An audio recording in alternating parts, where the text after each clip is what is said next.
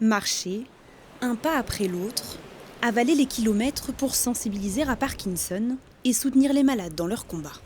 J'ai ma tante qui est atteinte de cette maladie-là et elle a été diagnostiquée il y a 9 ans. J'avais envie à travers cette marche-là de m'engager et de soutenir une cause. Parti de Bretagne le 11 janvier dernier, Théo marche depuis 316 jours. À chaque étape, il raconte son périple sur les réseaux sociaux. 41 km, 40 ans. J'y vais pas en vélo, mais c'est la même distance, quoi.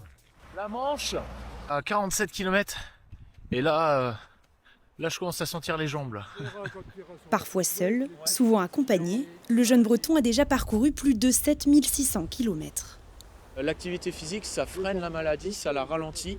Et c'est vraiment le message que je souhaite porter en fait, à travers ma marche. C'est bouger, faites de l'activité, de la marche, de la danse, de la cuisine, bricoler. Et en fait, ça permettra de freiner la maladie. Et ça sera de manière naturelle, en plus des médicaments qui existent. Pour cette étape dans le Cotentin, entre Saint-Valaoug et Néville-sur-Mer, une dizaine de marcheurs la rejoint. Jour 316 du Tour de France à pied. Parmi eux, il y a Franck. Depuis 3 ans, la maladie fait partie de son quotidien. Il y a des hauts, il y a des bas.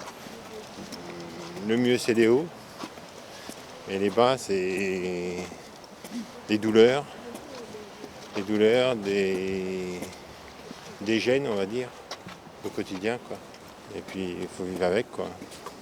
Théo devrait boucler son Tour de France à pied le 13 décembre prochain.